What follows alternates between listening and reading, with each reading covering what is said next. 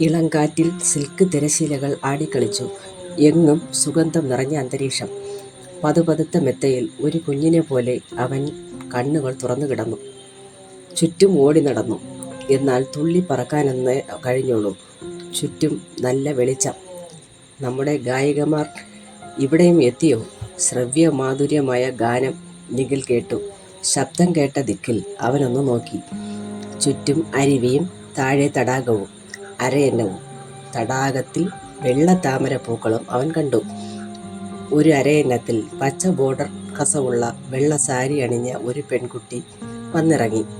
സ്കൂട്ടറിൽ വന്നിറങ്ങും പോലെ അവർ ഇറങ്ങിയതും ആ അരയന്നം തടാകത്തിൽ ഇറങ്ങിപ്പോയി നീന്തി കളിച്ചു. അവർ പാടുന്നുണ്ടായിരുന്നു. ദേവസുന്ദരിമാരാരെങ്കിലും ആണെന്ന് അവൻ കരുതി.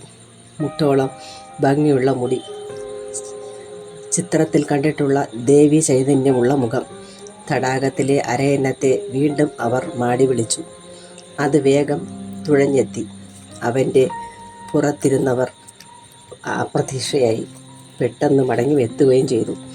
വന്ന ഉടനെ നിഖിൽ ഇരുന്ന വശത്തേക്ക് അവരുടെ നോട്ടം പതിഞ്ഞു.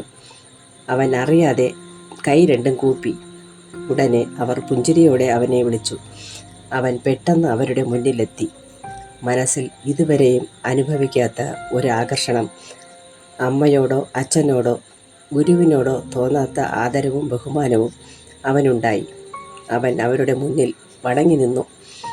അവർ അവൻ്റെ തലയിൽ തൊട്ട് തലോടിക്കൊണ്ട് പറഞ്ഞു, "കുഞ്ഞെ, നിന്നെ ഞങ്ങൾക്കിഷ്ടമായി. നീ ഇനി ഇവിടെ വേണം."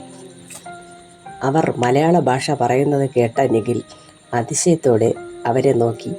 അവൻ ചോദിച്ചു, "നിങ്ങൾ ദൈവങ്ങളാണോ?" ചിരിച്ചതല്ലാതെ അവരൊന്നും പറഞ്ഞില്ല.